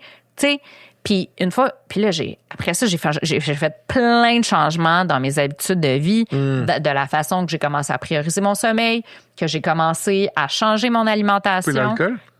Je pense que l'alcool, j'avais déjà coupé. OK. Mais j'avais-tu déjà coupé? Je me demandais En tout si cas, t'as parce qu'on avait parlé un peu offline. c'est ça. Je bois plus. Ça fait 3 ans et demi que je bois plus. Ça fait 3 ans. Fait que oui, je venais d'arrêter de C'était boire. un des facteurs, mettons. C'est ça, tu sais, j'ai complètement coupé le sucre. Je mange Ouais. très peu de gluten. Je mange beaucoup de protéines. Je mangeais pas de viande, mais là, je me suis rendu compte que j'étais anémique. Fait que là, j'ai recommencé la viande. Fait que, Tu voulais des gains. mais parce que, tu sais, on n'en parle pas, mais les femmes, étant donné que ça n'a jamais été hot de faire de la muscu, ben après la ménopause, nos risques d'avoir de l'ostéoporose, ça veut dire des os qui Ouais. s'effritent avec Ouais. le temps, sont très élevés. Il y a personne qui nous en parle. Puis moi, là, je veux être en forme pour mes enfants Ben oui. pendant longtemps. Ben oui. Fait que j'ai changé comment je m'entraîne. Trop sick. Puis je le fais encore, là. Tu sais, je veux dire, c'est continu. Tu sais, c'est quelque chose qui. Mais ça a confirmé. Je me suis dit, c'est ça que les femmes, elles ressentent en périménopause, ménopause. Quand elles disent, là, moi, je lève plus ma main pour progresser. Tu sais, on parle souvent du glass ceiling, là, que les femmes, elles se rendent pas au top. Ben, je m'excuse, là, mais quand tu dors pas la nuit depuis 2 ans, puis que tu fais de l'anxiété, puis tu te chicanes avec ton chum, puis t'es plus capable d'en prendre, ça te tente pas, en plus, d'en prendre plus au travail parce que t'es en train d'essayer de survivre, tu sais. Non, je te file. Puis les femmes, ils sont complètement rejetés. Tu sais, ils vont voir leur médecin qui leur prescrit des antidépresseurs, mais l'antidépresseur masque un peu le symptôme, vient pas régler la cause. Puis c'est ça qui est frustrant, c'est qu'on a une génération de femmes qui passent par ça. Ça peut durer 10 ans. Puis il y a des solutions qu'on peut leur donner, puis des soins qu'on peut mettre en place, puis surtout de l'accompagnement au niveau des habitudes de vie, où est-ce qu'elles peuvent réellement atteindre une pleine santé, une santé optimale, puis on le fait pas. Alors, pour moi, c'est ça la motivation, c'est ça le problème que je veux régler, puis c'est pour ça qu'on travaille aussi fort qu'on travaille en ce moment. Mais c'est super intéressant. Je trouve, mettons, j'essaie de guesstimer les challenges que tu vas avoir pour accomplir une mission de même. Il y a une notion juste d'éducation, que c'est même pas genre un produit software ou un médicament physique, c'est juste comme awareness, knowledge, appelle ça comme tu veux. Ouais. Fait que éducation de ta clientèle puis des fournisseurs de santé. L'autre, c'est distribution. Oui. Parce que pour prendre des décisions sur mon corps, ma santé, whatever, comme femme, je fais comme si j'étais une femme, ça sonne bizarre. Non, mais bon, oui. Je vais le faire. C'est pas n'importe qui va me dire ça puis que je vais faire confiance, right? Fait qu'il faut que t'ailles... fait que parle-moi de ces deux-là. Genre, distribution, comment tu fais pour te rendre dans les mains ou les yeux ou les oreilles d'une femme qui va être une cliente de chorale? Puis l'autre, c'est éducation. Comment tu les éduques? C'est deux gros, là. Fait que prends-les comme tu le veux. Non, mais c'est une très bonne question. Les femmes, ils cherchent des solutions. Tu sais, les femmes dépensent plus de 2000 $ en moyenne par année sur des soins alternatifs, sur des suppléments qui sont poussés par des influenceurs qui suivent sur Instagram, sur des soins privés ou autres. OK, fait que le niveau d'awareness, ça illustre à quel point je connais pas ça, mais le niveau d'awareness, c'est déjà bien plus élevé que moi. Les femmes, ils savent qu'ils se sentent pas bien, puis ils essaient de faire quelque chose.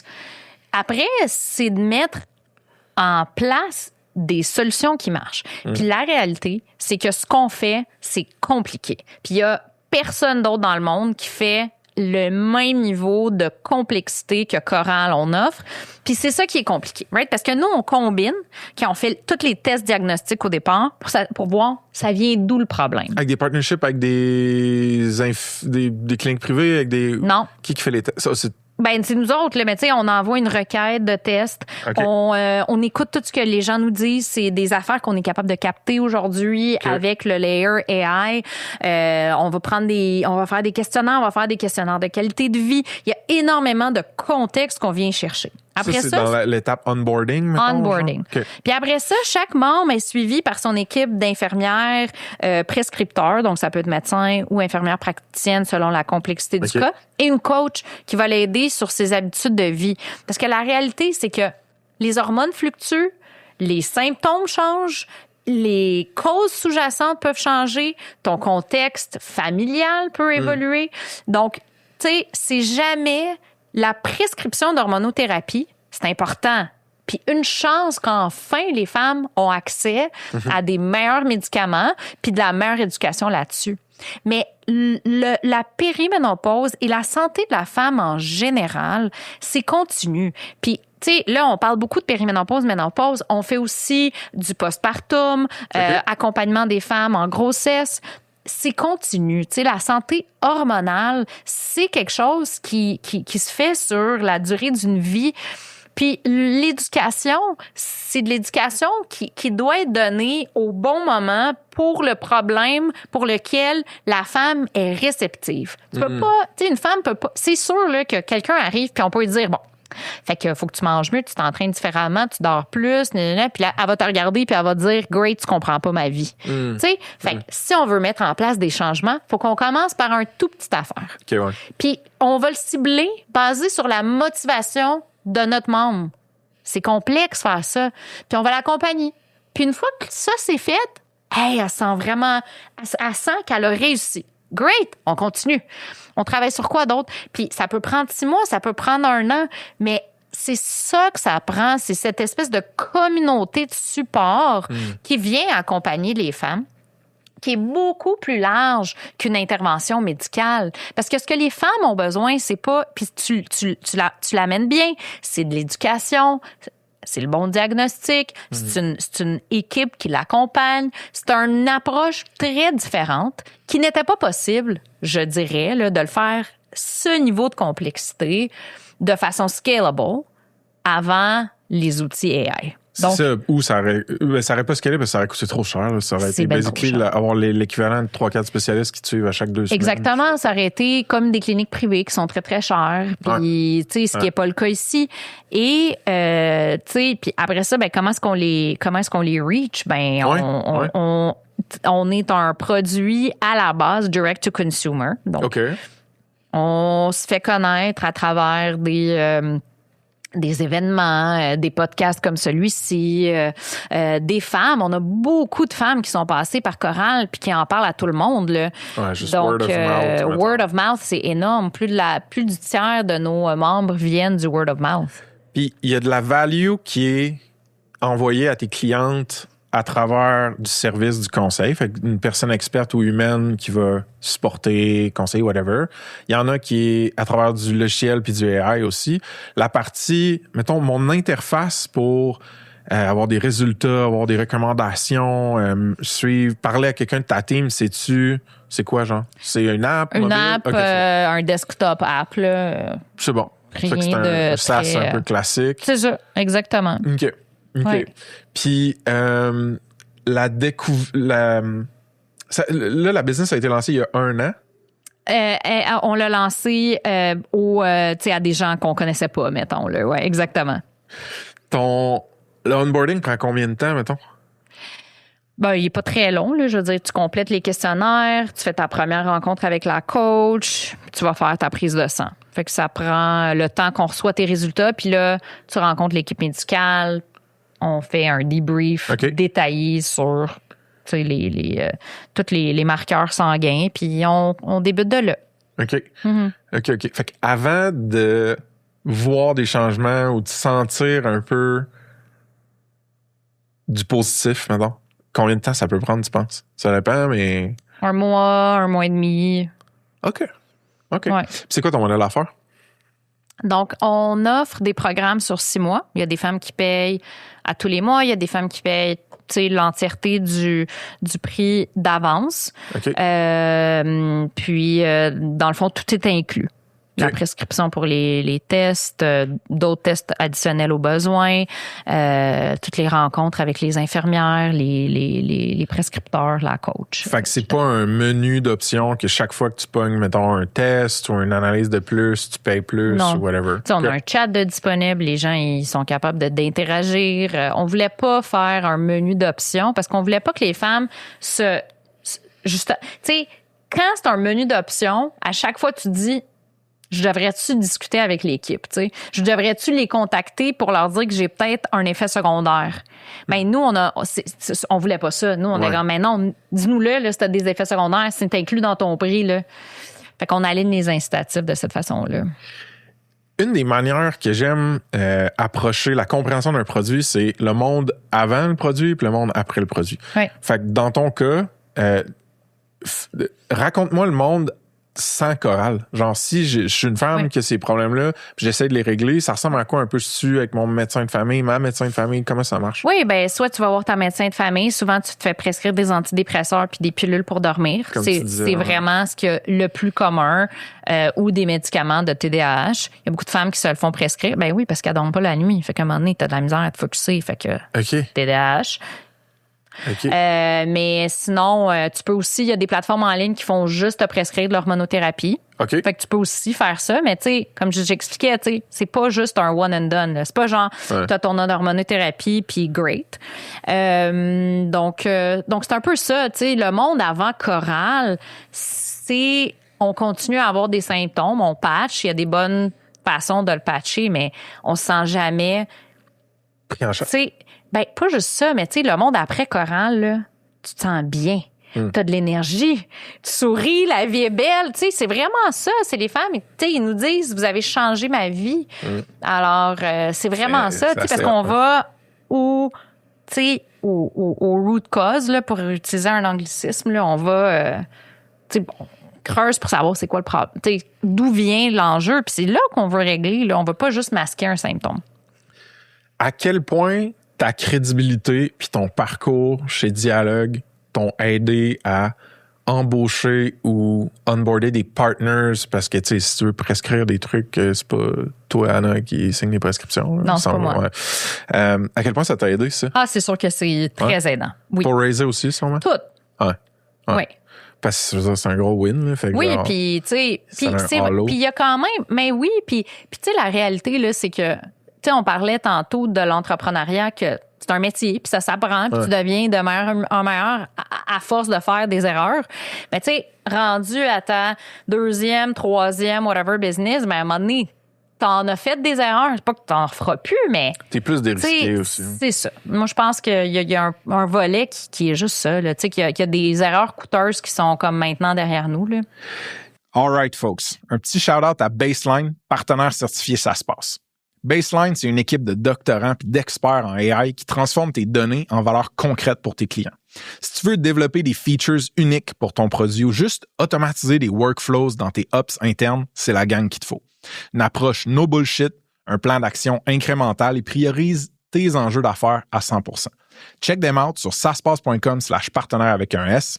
Il y a aussi l'épisode 140 avec David Beauchemin, leur co-founder, qui vaut vraiment la peine. OK? De retour au pod. Il y a certains... Fait que là, vous avez des programmes, right? C'est le bon mot, je pense, pour exprimer ce que vous vendez. Oui. Certains ou un des programmes implique des GLP-1s, fait que des trucs à la Ozempic et autres marques. Là. Exact. Parle-moi un peu de ça. C'est-tu genre un bon fit que ce médicament-là soit sorti en même temps? Ou... C'est que c'est un produit qui est très mal compris. C'est un produit utilisé, surtout par les femmes, ça peut être vraiment mal utilisé. OK. Parce que quand tu perds du poids, OK, là, puis tu deviens, tu sais, tu changes de taille, mettons, tu sais. Mais ce que tu perds, c'est pas juste du gras. Tu perds aussi du muscle. Là, tantôt, on parlait que les femmes, ben, on n'a jamais été éduquées sur l'importance de la musculation puis de bâtir du muscle. Alors, évidemment, tu penses pas au fait que tu perds du muscle. Toi, t'es content parce que tu changes de taille. Tu changes de taille. Mais il y a deux affaires qui arrivent pour les femmes. Un, c'est que ton métabolisme change, ralentit sur ces médicaments-là, et tu perds du muscle. Alors, qu'est-ce qui arrive? Bien, si tu arrêtes de prendre le médicament, tu reprends le poids, mais c'est pas des muscles que tu reprends, c'est du gras. Puis déjà, après la ménopause, le risque de faire de l'ostéoporose, donc d'avoir des os fragiles, est augmenté. La meilleure façon de protéger les os, c'est d'avoir du muscle. Mais là, si en plus, tu as perdu les muscles que tu avais, puis là, tu remets du gras, c'est dévastateur pour les muscles. Après ça, ton métabolisme est plus lent. Fait que là, évidemment, que tu digères moins vite le reste. Donc, il y a des façons très spécifiques de le prescrire bien, mais surtout d'avoir un accompagnement au niveau du sommeil, de la musculation puis de l'alimentation. Puis quand tu fais pas ces choses-là, c'est là qu'il y a un risque. OK. Tu sais, mais notre société fonctionne pas de même. Notre société, elle se dit « Wouhou! Pilule magique qui marche! » Tu sais, mais il n'y a pas de pilule magique. Puis c'est pour ça qu'on a lancé ce produit-là. Parce qu'on s'est dit, notre modèle s'applique très bien, qui est on comprend ce qui se passe. By the way, pour beaucoup de femmes, quand on commence le programme Poids Santé, on se dit, OK, il faut aussi s'occuper de nos hormones, tu sais. Ouais. Donc, il y a d'autres choses sous-jacentes. Puis là, c'est du coaching sur le sommeil, la nutrition, etc. Donc c'est ça. Il y a moyen de le faire bien. Il y a moyen à ce que ça soit vraiment efficace, qu'on se mette aussi un objectif, quand est-ce qu'on veut l'arrêter, qu'on utilise le moment où est-ce qu'on a moins nos cravings, puis qu'on mange moins pour changer la façon qu'on mange, pour se donner du temps d'éducation. Alors, c'est un produit qui peut être très, très, très bien pertinent puis bien utilisé, mais il faut le faire bien. Donc, on sentait que les femmes étaient pas très bien servies puis qu'il y avait de la place de le faire correctement. Ouais.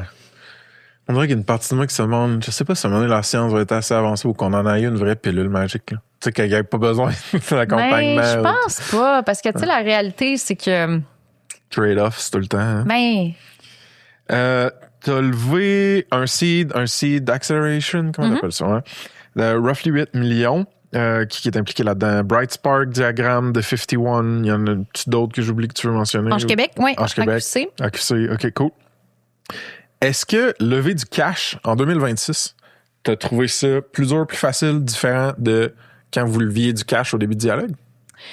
Ben, c'est sûr qu'on est dans un marché différent, là. Ça reste difficile. Tu sais, on est une femtech, là, tu sais, c'est pas très... Il y a pas beaucoup d'exit en business de santé de la femme. Fait que ça prend vraiment des investisseurs qui investissent beaucoup dans le produit puis le TAM, ou tu sais le marché, la grosseur du marché, mais aussi dans l'équipe. Tu sais, Bright Spark.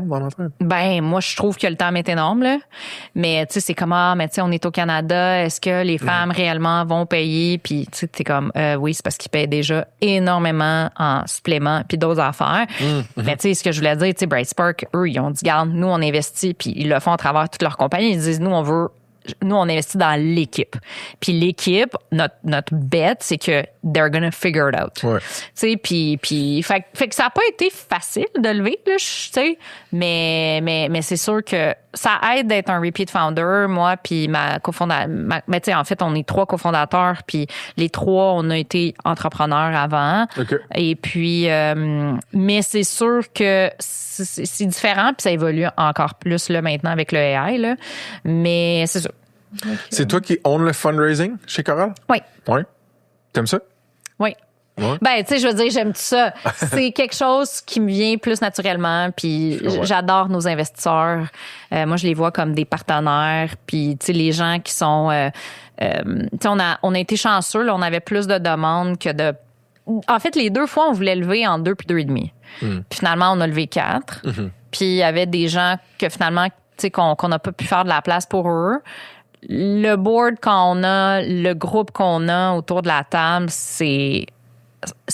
honnêtement, c'est rare, sont super. C'est du top monde qui croit en nous. Super top calibre, qui nous aide aux besoins, qui nous connecte.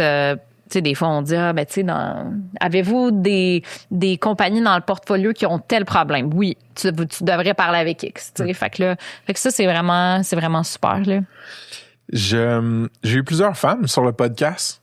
Il y en a quand même une couple qui m'ont mentionné que il y avait un certain désavantage des fois quand tu arrivais en fundraising ou quand tu étais une femme founder. C'est quelque chose que tu as senti, vécu, as-tu de quoi à dire là-dessus ou sinon on peut juste... Ouais. Moi, j'ai été surprise à quel point les fonds de femmes ont toutes passe sur Coral. Puis moi, je suis une femme qui a une certaine expérience comme entrepreneur. Ma cofondatrice, c'est sa 3e business. Sa dernière business, elle a vendu à une compagnie publique américaine. Nice. Et tous les fonds de femmes, on passe, sauf The 51. Puis The 51, elles se sont battues pour entrer. Okay. Puis moi, je me suis dit, c'est ça que je veux. Moi, je veux des... Fait que, je sais pas, tu sais, pour vrai, d'où vient ce, tu sais, je pense que comme un des feedbacks que notre board nous donne, c'est les filles, vous êtes pas assez agressives, tu sais, vendez plus votre, tu sais, je veux dire, ça va bien, arrêtez de vous dire que, tu sais, que vous pouvez en faire plus.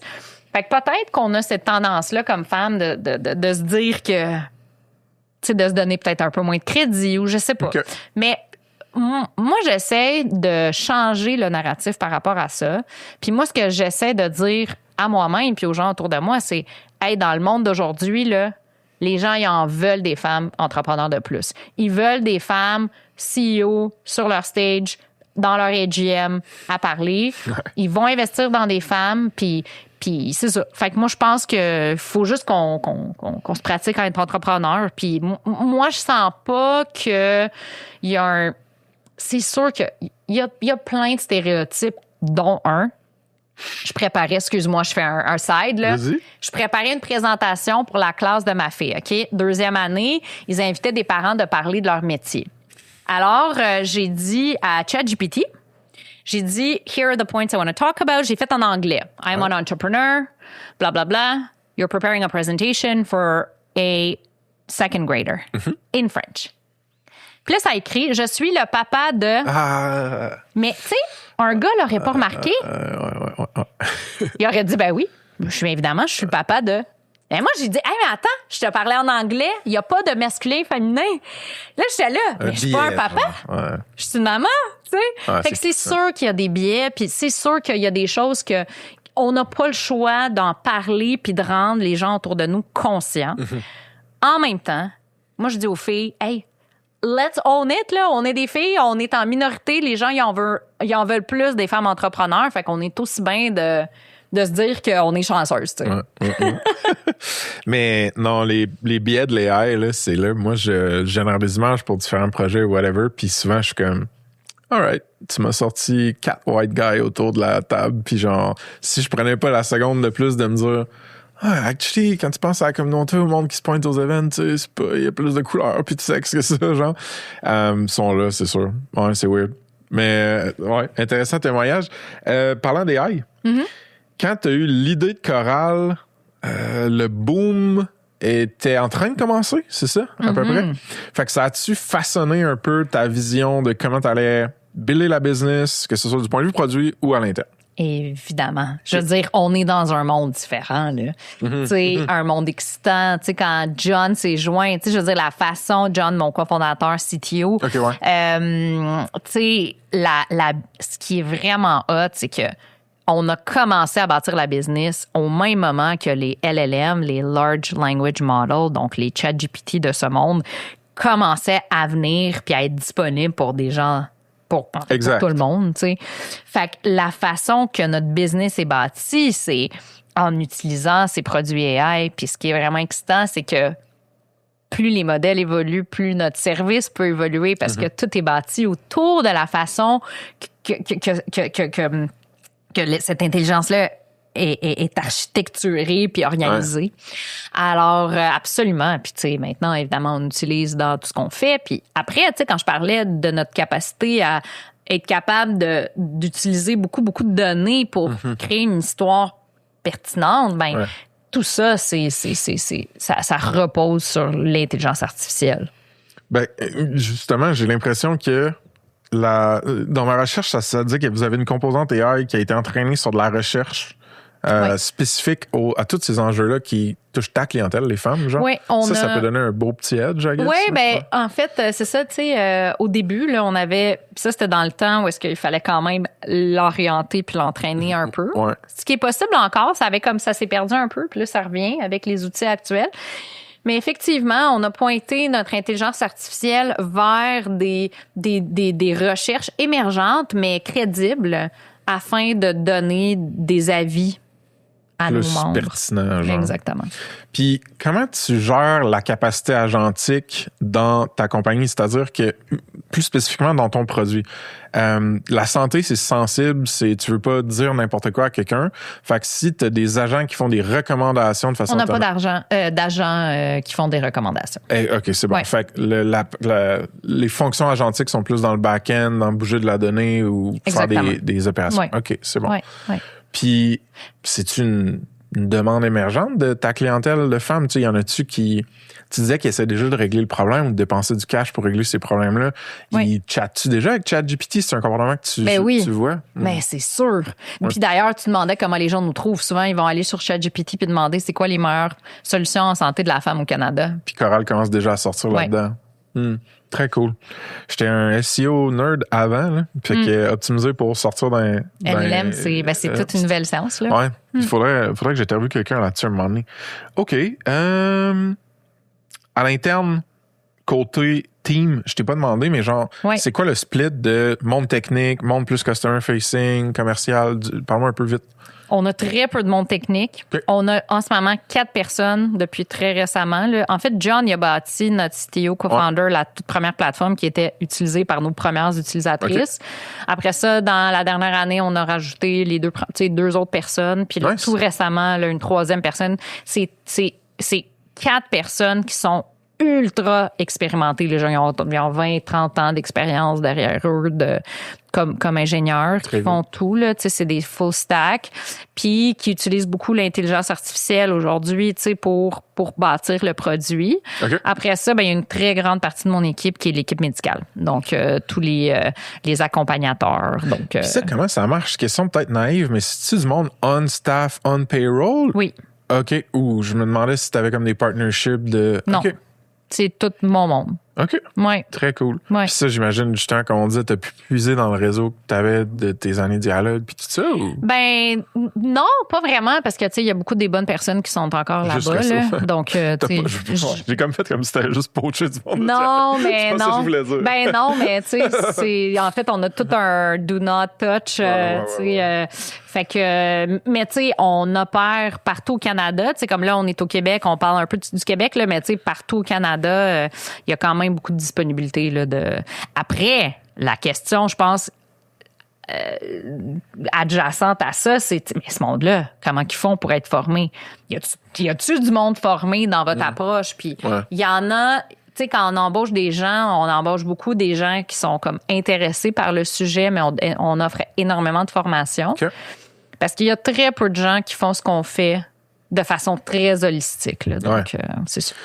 Il y a une composante vraiment intéressante dans votre business qui est le fit ou l'alliance avec des wearables. Oui. Fait que Oura, Apple Watch, Fitbit, Garmin, name it. Est-ce que c'est déjà un réflexe ou une habitude des femmes clientes d'avoir ces trucs-là? Ou c'est plus comme aussi l'éducation de Coral fait comme, écoute, si tu te mets ça, nous autres, on va pouvoir t'aider d'une nouvelle manière, genre? C'est les deux, oui. Les deux? Ouais. Roughly half and half ou? Écoute, j'ai pas le chiffre, Bon, là, mais tu sais, ce qu'on entend de nos coachs, c'est les deux. Là. Donc, tu sais, soit que les femmes, ils connectent leur Apple Health ou Google Health, ou bien qu'ils ont cette discussion-là à dire, tu sais, un Fitbit ou un produit pas très cher, mais juste pour compter les pas, enregistrer le sommeil, devient pertinent. Puis il y en a beaucoup qui se disent, j'ai jamais suivi. Après, faut faire attention parce que je pense que, tu sais, moi, je suis une optimisatrice, j'adore, je suis tout dans ma vie, là, mais il y a des femmes pour qui ça crée du stress. Fait que c'est pas avec tout le monde qu'on a besoin de le faire, tu sais. On a un programme de longévité, puis t'as du monde comme moi là-dedans, mais tu sais, il y a des femmes pour qui, quand ils regardent leur sommeil puis qu'ils ont vu qu'ils ont dormi 5 heures, ben ça les rend pas de bonne humeur. C'est une self-fulfilling prophecy, des fois. C'est ça. Fait que c'est pas... faut comme, c'est pour ça que le coaching devient important. Parce que c'est là que tu te dis, c'est-tu quelque chose qui t'aide ou qui t'aide pas, tu sais? Mais on dirait que l'affaire qui me buzz, Anna, c'est la scalability de la dimension coaching. Genre, vu que ce serait... Tu sais, mettons que t'es rendu avec des milliers et des milliers de femmes, là, il te faut combien de coachs? Ben, I guess que la productivité des humains se enhance avec les AI ces temps-ci, puis comme ça. Le service va être plus scalable qu'il était, puis genre... Exactement. Okay. C'est exactement ça. Mais, j'allais dire quoi, longévité?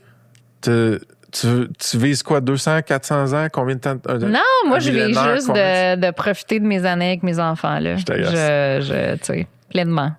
Mais je savais pas. Fait qu'il y a ça aussi, c'est une dimension dans Coral. Oui. De juste optimiser ça, puis okay.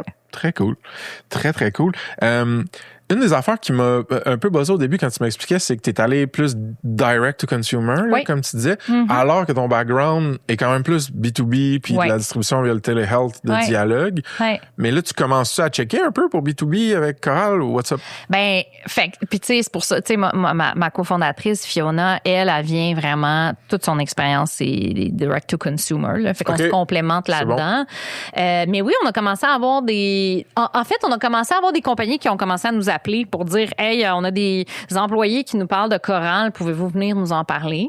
Alors, on a commencé à parler à des employeurs, puis là, ben, on a des compétiteurs maintenant, hein, parce que, tu sais, on n'est pas la seule compagnie en santé de la femme.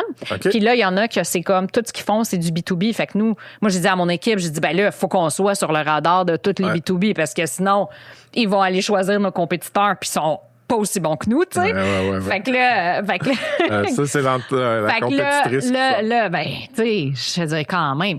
Puis là, tu vois, là, Green Shield, eux, ils ont lancé un programme de santé hormonale il y a plus d'1 an. Puis là, ils ont swap in Coral. Ils ont décidé que ça allait être C'est un Coral. gros assureur, puis, c'est ça? C'est un des gros assureurs Okay. de très grande qualité au Canada.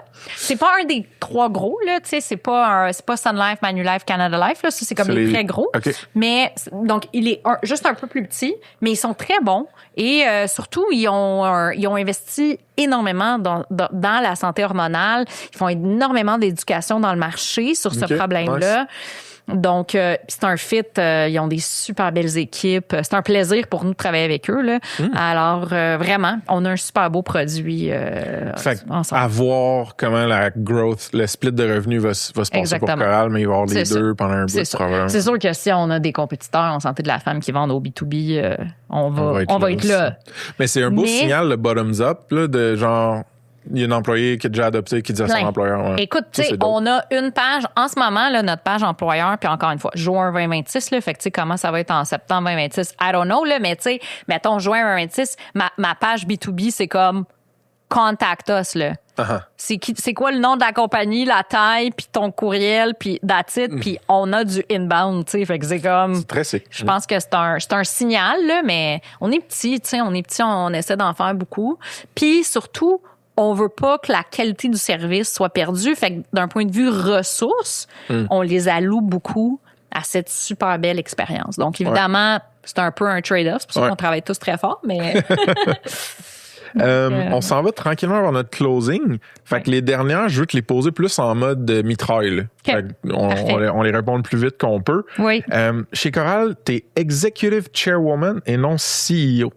Pourquoi Chair versus CEO cette fois-ci? Bah, tu sais, il faut revenir un peu à quand je l'ai parti, là. J'avais une thyroïde qui était pas maîtrisée. J'avais mes 3 enfants, dont un qui dormait pas, puis l'autre qui avait juste 1 an. Tu sais, je pense que il y avait beaucoup de choses qui étaient incertaines. Et puis dans ma tête, j'étais comme, cette business-là, elle a besoin d'exister. Exact. Tu sais, j'étais comme, je veux que ça marche, puis je veux mettre en place une équipe qui peut porter ce projet-là. Puis faut que je puisse m'occuper de ma santé ou de mes enfants si j'ai ce besoin-là. Puis, ben, finalement, je veux dire, tu sais, la réalité, c'est que ma thyroïde fluctue comme les hormones sexuelles des femmes. Puis des fois, ça va mieux, des fois, ça va moins bien. Fait que c'est vrai que des fois, j'ai besoin de plus de ça, mais whatever.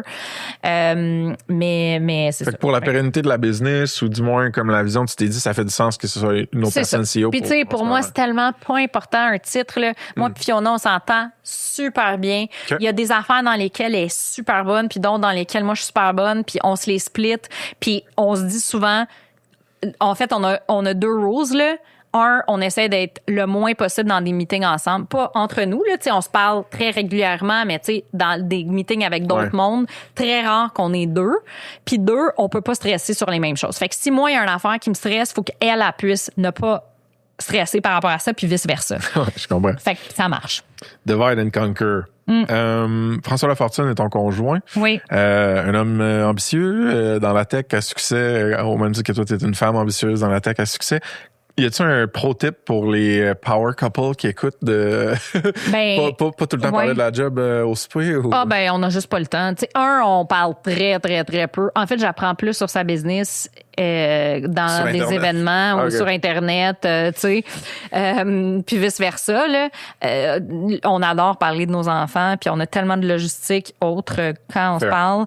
Mais surtout, c'est le même pro tip de Divide and Conquer. François, il gère des trucs à la maison que j'ai aucune idée. OK. J'ai zéro, là. J'ai fait 100% confiance, puis vice-versa. Il y a des affaires qui gèrent, puis qu'il y a aucune idée, puis ça marche de même, puis on se tient au courant, là. Mais tu sais, j'ai tellement d'anecdotes là-dessus, c'est tellement drôle, mais il est clueless sur des éléments, des parties de notre vie perso, puis moi, je suis clueless sur d'autres, puis des fois, ça fait des situations cocasses, mais c'est la seule façon de le faire fonctionner. Ouais. On peut pas être 2 à prendre des décisions sur tout le temps. T'as-tu un mini conseil pour les gens qui veulent équilibrer leur ambition avec leur désir d'être des parents présents? il y en a qui vivent la culpabilité des fois de ce que j'entends. Mais ça, ben, tu sais, la culpabilité, c'est universel. C'est universel. Tu sais, puis cut de slack un peu, là. C'est jamais parfait. Puis c'est quoi les priorités, tu sais? Je pense que des fois, on se culpabilise parce qu'on sait que nos priorités sont différentes de ce qu'on fait. Puis, tu sais, ça va varier, là. Mais c'est juste OK, mais si ta priorité, c'est réellement de passer du temps avec tes enfants, ben, tu sais, nous, on a une maison de téléphone, tu sais, une petite affaire, là. Fait que, tu sais, tu mets ton téléphone dans ta maison de téléphone, tu te dis pendant 1 heure, je check pas mes courriels, tu sais. Genre un lock pour te dire. Ben, il est pas lock, là. C'est une petite porte qui s'ouvre, tu le mets dedans. Mais, tu sais, je veux dire, il est pas sur ta table. Fait que quand tu reçois tes courriels ou tes textos, whatever, ben, tu sais, s'il y a une affaire, les gens C'est vont cool, t'appeler. Fait que, tu sais, puis, fait que, mais c'est pas parfait. Tu sais, je pense que souvent, on a tendance à se culpabiliser parce qu'on se dit, nos enfants sont tellement jeunes, ça va pas revenir. Tout le monde te dit, oh, ça passe tellement vite, Ouais. profite-en. Tu sais, genre, comment faire sentir, surtout les filles, là, Ouais. comment se faire sentir mal, là, tu sais. Déjà, t'as un sentiment de culpabilité ingrained, puis là, il y a tout le monde qui te dit, ça passe tellement vite. Ben, oui, on le sait. Fait que, tu sais, à un moment donné, si tu choisis de travailler, ben, je veux dire, t'en fais un peu, puis t'en fais un peu de ça, puis ça va pas être parfait, puis va te chercher. Si tu peux avoir de l'aide, fais-le, investis. C'est un investissement, tu sais. Ouais. Mais c'est pas tout le monde qui peut. Fait que après, c'est d'opérer dans les moyens qu'on a, tu sais. Ouais. C'est facile pour moi de dire, va te chercher de l'aide, tu sais. Les gens vont être comme, ben, tu sais, c'est parce que Ouais. c'est normal que tu dises ça, mais même, tu sais, au tout début, là, moi et François, tu sais, au début du dialogue, quand on a eu notre première, tu sais, c'était comme, ben oui, on avait quelques nuits d'aide que quelqu'un venait à la maison parce que ça nous permettait de dormir puis ça nous permettait de travailler. Fait que ça peut être des petites affaires, là. Puis, mais déléguer. Puis oui, le sentiment de culpabilité, on l'a tout, puis il faut juste vraiment lui dire à ce sentiment-là de pas trop show up. Merci de la transparence puis du témoignage. Je pense que c'est important. Puis en effet, il y a beaucoup de femmes qui m'en ont parlé de ces côtés-là. Puis je pense qu'ils ont une surface d'exposition à de la pression sociale ou familiale qui est bien plus élevée que celle des hommes. Tu te fais critiquer, tu fais pas bien les choses, ton enfant, il a besoin de toi. Tu sais, je veux dire, je l'entends. C'est personnel, là. C'est très personnel comment tu décides de vivre ta vie, élever tes enfants, puis on dirait que le monde se permet tout le temps de donner leur crise d'opinion. Non, mais moi, je suis chanceuse parce que, tu sais, je vais voir mon chum, je suis comme, oh, je me sens mal, je me suis fait dire telle affaire, qu'est-ce que t'en penses? Puis il est comme, tu s'en fous.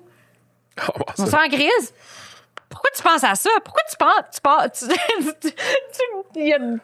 de l'énergie là-dessus? Je suis comme, ouais, t'as raison, tu sais. Puis des fois, tu parlais avec d'autres mondes, puis tu te rends compte que tout le monde, ils ont le même sentiment de culpabilité. Fait qu'à un moment donné, tu te dis, c'est universel, c'est là, c'est pas de ma faute, c'est juste, c'est comme on l'a tout, tu sais. Fait qu'à un moment donné, c'est juste de dire, OK, ben, je lui donne combien de place à ce sentiment de culpabilité-là, tu sais. Fair.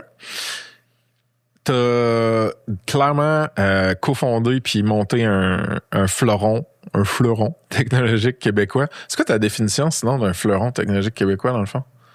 Puis on en a assez... Tu sais, parle-moi un peu de ça, là. Ben, inspire-moi. Ouais, ben moi, j'aimerais tellement ça. Tu sais, j'aimerais tellement ça qu'au Québec, on soit...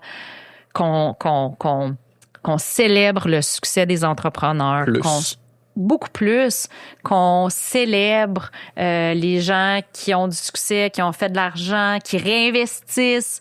Il y a énormément d'entrepreneurs au Québec qui ont fait de l'argent, qui réinvestissent dans la prochaine génération. Il y a des fonds qui ont été formés par des anciens. Ouais. Moi, j'aimerais ça. Puis je pense qu'il y a beaucoup parmi nous là, qui ont cette vision-là du Québec entrepreneurial prospère avec, tu sais, pour que notre économie aille bien, on a besoin de business local. J'ai envie de dire, les grandes entreprises, donner des contrats aux plus petites entreprises québécoises. Ouais. C'est pas normal qu'il y a plein d'entreprises québécoises qui vont vendre leurs produits à l'extérieur du Canada, tu sais.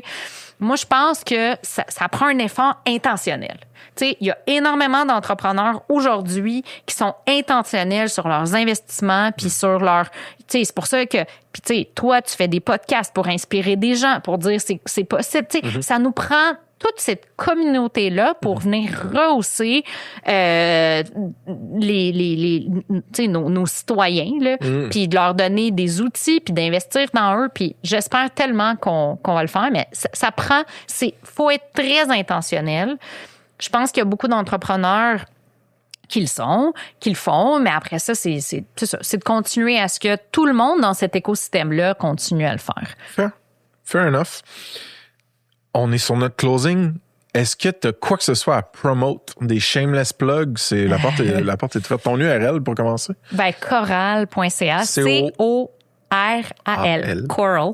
Coral, comme la couleur, coral, comme le corail. Mais c'est coral.ca. Instagram, Coral Santé. OK. Ou Coral to Thrive. Et puis... En ce moment, live là, t'embauches-tu? Ouais, on embauche beaucoup de personnel médical, des coachs. On a quelques postes ouverts au niveau des opérations. Et puis... non, mais tu sais, s'il y a des gens qui veulent...